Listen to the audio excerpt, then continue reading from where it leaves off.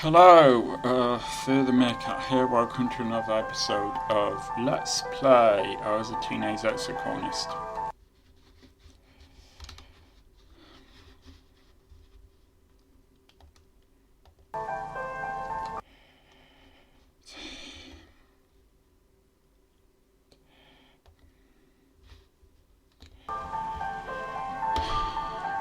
I'm back. Okay, let's do one more of these. Then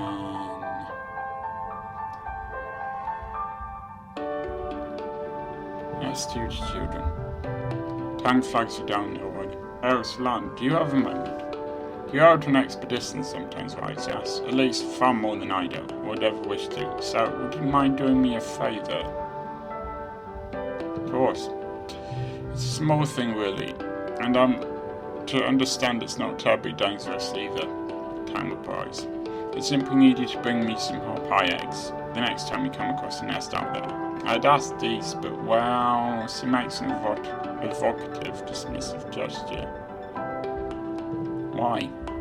For science, obviously, Tam replies. It's on a need-to-know basis, and you don't need to know. Just bring me some eggs, or you can tell to your friends in here why you're holding me back. Oh, okay then. Keep an eye out for them. That's all I ask, Tang replies quickly. They're quite common if the reports from the foragers are to be believed. They tell me that they commonly find nests in via vertigo. It's positively lousy with them.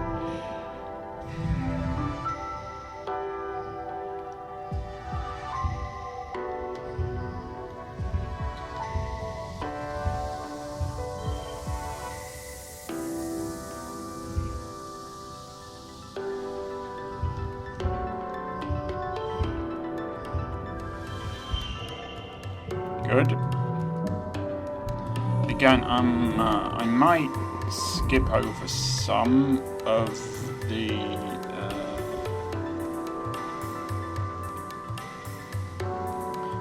the card bits if it's taking me ages, but probably not all of them. It's been 3 seasons of heavy food rationing, getting more and more strict as the year dragged on and fears continue to struggle. You've been wasting away. You'll have. It's not just the lack of calories. There just aren't enough vitamins and good stuff in the food you're eating. Your muscles ache all the time. Sometimes you feel strangely euphoric, filled with inexplicable energy, but often it feels like there are weights tied to your shoulders, pulling you down. You're tougher than most, but you still have trouble sleeping despite being tired all the time. You spend the whole day in dazed fog. I don't know which of these is better. It's hard to tell dreams from reality. Last week you were brushing your teeth when you noticed some of your teeth were wiggling. You brushed and watched all your teeth begin to forge over your mouth, clinking to sing like pebbles and washing down a train. Horrified, you started screaming, only to snap out of it and realize you'd been staring at yourself in the mirror the whole time, lost in hallucination. Your friends stop working and retreat to their quarters. You lie to each other on the hollow net, all saying you're okay, just take it easy, waiting for the harvest. Well, the harvest came and went, as meagre as ever. Your mother still hasn't given up, and never rests, never stops working as much as your dad begs her to. She must be sleeping in geoponics because you hardly see her in the family quarters anymore. From where you lie nestled in bed and you're cozy fatigued, it all seems far too much effort to bother with. Help your mum. You're out there in the fields with her, being a sidekick, helping fetching things. She never slows down. When the robo-plough finally breaks under pressure, she doesn't. She's just out there even longer, doing everything by hand. Both of your parents feel responsible for this famine, but as head of geoponics, your mum takes it personally. She's been skipping meals, relying on water and pressed soy bar rations, just enough calories to keep her body moving, but not enough to stay healthy. Yet she never lets up, working herself to the bone, barely even sleeping, increasingly sallow-eyed and gaunt. You and your dad try to slow her down, but wow, she's a stubborn woman. If not her, she says, then you. You and your dad are in the lounge, slowly sipping your vegetable broth when there's a commotion at the doors. Someone's run in, gasping for breath, yelling for you and your father to come to geoponics. No, it's just like before. It's just like your dreams. You and your father run to geoponics, but you know what you're going to see before you get there. Now, there may indeed be a way to save her if you do the right things, but that's not going to happen in this playthrough. Sorry, you can't do everything, and this is one of those things where I've prioritised something else. Your dad sees her body first. He lets out a cry like something you've never heard before, a deep, unimaginable pain dragged up from the darkest parts of where fear lies.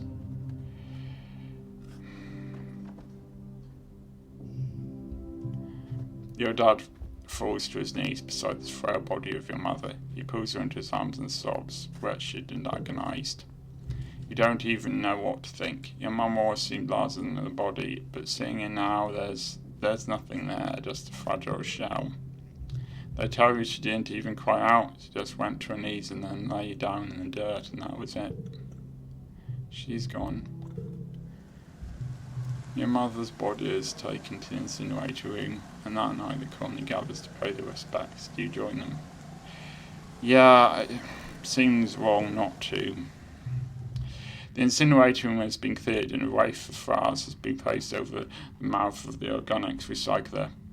They're white astrantia, your mother's favourite flower, carefully carried from earth with the hopes of versing of autumna, just like you. You stand with your father and Aunt Anne. Edicott and the rest of the council are here as well, including Rat. You are surprised to see tears rolling down his face. He's such a hard ass in the garrison. Cow is here with all the other agriculturalists. The rest of the colony waits in the canteen to offer their condolences after service. So, to be fair, your dad could be dead at this point, but I've prevented that. And Harold could be dead at this point, but I've prevented that. And Tammy could be dead at this point, but I've prevented that. And the head of the foraging guy could be dead, but he's just retired to let Utopia take over. So Governor Edicott gives the eulogy. As a colony, we share our blessings. He begins solemnly. However, today, in sad company, we gather to share the burden of our grief. Fluorescence was born on Earth, but she has more than many of us exemplified the spirit of our endeavour to bring life to beyond the stars. She bore life, not only in her body, but bringing it forth from the ground she so faithfully attended. That debt we owe to her is a kind that can never be repaid, she continues. It is with a deep and unbearable grief that we must continue on without her, in all respect for a sacrifice, the depth of which was never expected of her, but which she did not expect of anyone else. It is on her strong shoulders that she carried us, that she carries us still. Edicott closes the door to the recycler, and the particle disintegrators begin to reclaim them. The molecules that once formed your mother. Your father squeezes your shoulder, making a small, choked-off noise of pain. As a community, we remember fluorescence. As a community, return her body to the soil that nourishes us. In this way, her sacrifice is recognized in the manifest body of the colony. The ceremony is adjourned to the canteen, where a sombre wake is held in your mother's memory. There isn't enough food to dull the emotions, and your empty stomach only reminds you of her unfinished work. Your father is the new head of geoponics. In a few hours he will seize your mother's remains so he can add them to the colony's process supply brown soil from Earth. You touch the cool lid of the container, marveling that your mother could fit in such a small box. You don't have to be okay, your dad says quietly. His voice is thick with emotion. I know I'm not. I have to keep going where she left off, but if you can, you should take some time off. Well, yeah, our stress is at 100 out of 100. I don't think we have a choice. Your mum won't want you to be weak. She told too hard for you to sit around feeling sorry for yourself while there's work to be done. Okay, Uh, that was a mistake, but never mind. I'm going to be taking the next month off anyway. A few days after the funeral, surveyors return with an unexpected bounty from the Valle Vertigo. It's enough to survive for another month, until the next year maybe if you keep rationing. Corny will continue to limp along, but without your mother.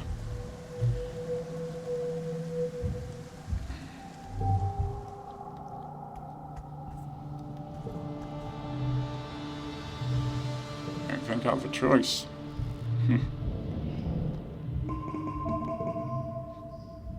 Seems appropriate. I will no longer be giggling. The roar wakes you. It would wake the dead. It shakes the walls, rumbles through the ship's hull, and makes your heart skip a beat. You're paralysed by a sudden clench of fear in your gut. Through your porthole window, you hear metal squeaks and people shouting. Then another roar, guttural and rumbling like the sound of a mountain collapsing. Something enormous is out there. You don't know what gives you the courage, but you run out to the fields to face a horrible creature Yeah, that is large. It has no face. Well, that is sort of a face, just in place of a face or even a head, its body just unzips, revealing a mass of writhing pink tentacles and blinking eyes, pocked with jagged, asymmetrical teeth. It stands on four enormously powerful legs, each as wide across as tree trunks. Clinging to its back, its thick, slug-like tail are clumps of that glow faintly in the night. The creature is nearly tri-sided of the greenhouse. It's standing on top of a flattened one. The wreckers of lattice and plants are all around, flickers of light from the plasma rifles, and stun gloves light it from underneath, and the stench of ozone is thick in the air. You see an enemy and her brother Com darting in and around its legs with their twin shocks of red hair. The faceless creature lurches into another greenhouse, oblivious to the soldiers trying to head its way. Okay, this is not good. It is definitely trying to destroy the food supply. The monster left a trail of destruction throughout, smashed through the walls. Small creatures are pouring in through the gap and heading towards... They're headed straight for command. You watch helpless as a horde of animals storm command, sneaking through torn away panels and smashing through windows. It's too far away to hear the screams, but Governor Odicott is inside. You have to do something. Alright, let's try this. It might turn out to be a terrible mistake. I might not be able to save Odicott, but let's try.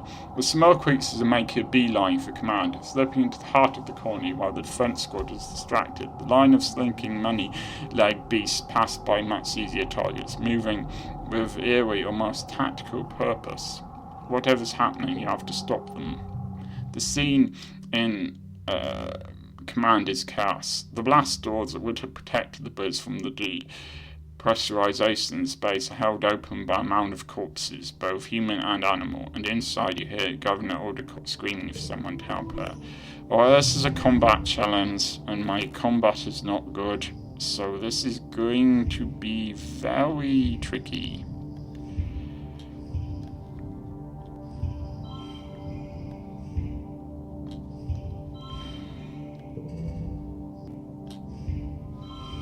Oh, okay, good. That wasn't that bad, actually.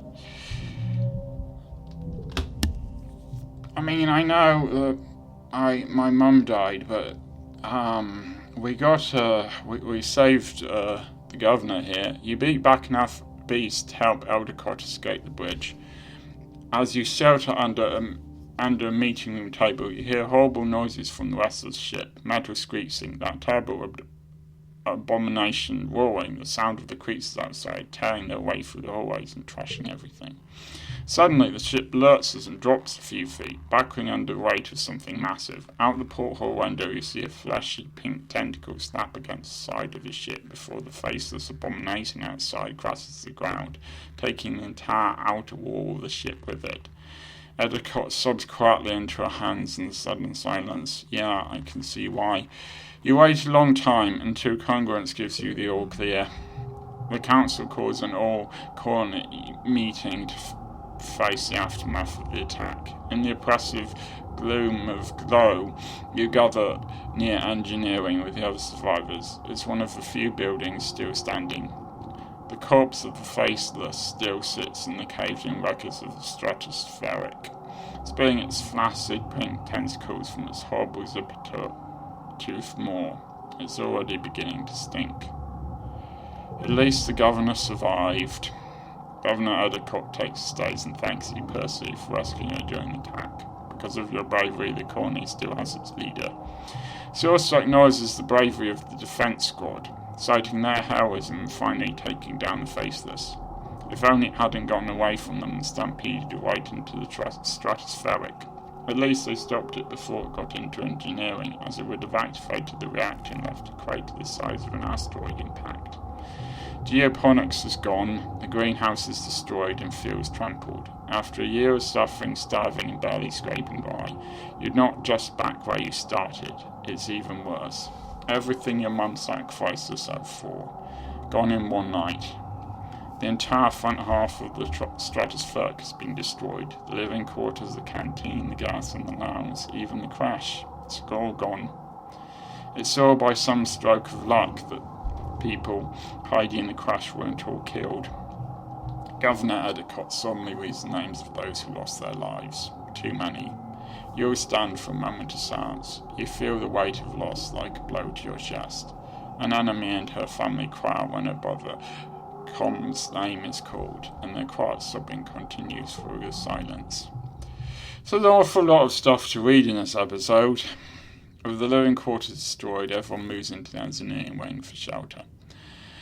You're crowded into the classroom with other families. The adults try to make it seem like a sleepover, but you're all still so shaken. Tammy doesn't return to the classroom. The little ones get out okay, but she's still in med bay, and will be for a while. An enemy cries about her brother and screams at anyone who tries to comfort her. Eventually you just ignore her grief, as painful as it is to hear her sobbing at night. You feel like you've been awake for days, and you'll never fully sleep again. You try, but you keep jerking away, crying out in fear. Eventually you fall asleep sitting up, held in your father's arms. Your sleep is fitful, but mercifully dreamless.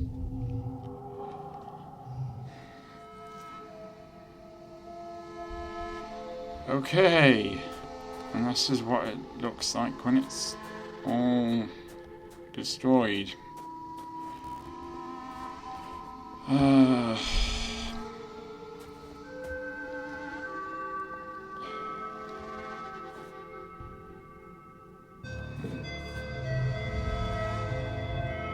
Deece is examining a bit of rubble church over in the sands. I wonder if we're going to find, like, alien tech, it says. Wouldn't that be cool? Yeah. Not a lot to do here. How are you doing, Dad? It's been hard talking to your dad about everything. Losing a man, then losing the colony right after. It's too much to take. Neither of you know what to say. Cal, how are you doing?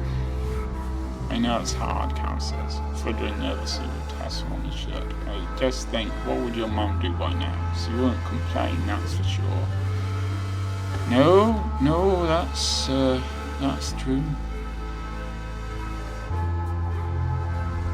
Myers crosses her arms and sobs. What is the point of having all these kudos if we can't use them to, like, buy stuff we need? Like, hello, it's not like I can mail order supplies through the wormhole. Okay, I suppose we'll deal with these things in different ways. How are you doing, Tang?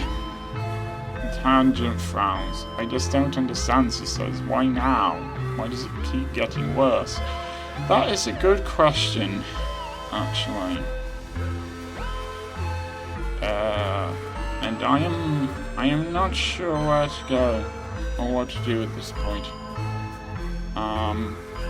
There isn't really a colony.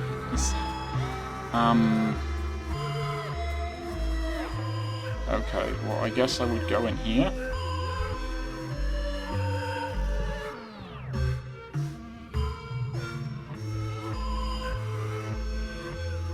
engineering is crammed with. Oh right, I'm actually doing fairly well here. I don't need to relieve my stress. Engineering is crammed with families and what belongs those salaries from the destroyed living quarters. You could spend your crowded temporary lodging in the classroom and help the adults try to fix things. The first month of quiet passes, and each day plodding one after the other. You still have trouble sleeping in the classroom barracks, but there's nowhere else to go. Every day you wake up with the others and try to make the best of it. Grief and anger come in waves, not just for you, but for everyone. Some days are better than others. You're assigned to help rebuild the walls. The first part of the month is spent just dragging away the wreckage, sorting it into salvage or recycling. By the time that's done, crews disassembling parts of the stratospheric have delivered enough salvage that you can begin work patching up the walls. A sense of urgency permeates the crew. After everything, people need to feel safe. Dees is on the work crew with you. Everything he does, begrudgingly.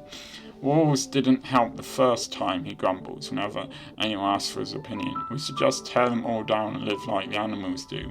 If someone planted a bunch of buildings on my land, I'd be pissed off too.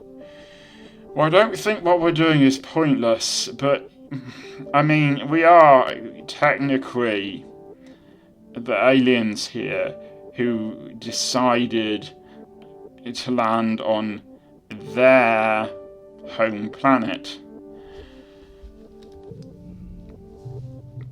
By the end of the month, you've made noticeable progress. Though there are other priorities and not a lot of construction material. But when last year's muscle harvest is done drying out, you'll be able to do more. Even if Dees is right that it didn't help the first time, it's better than nothing.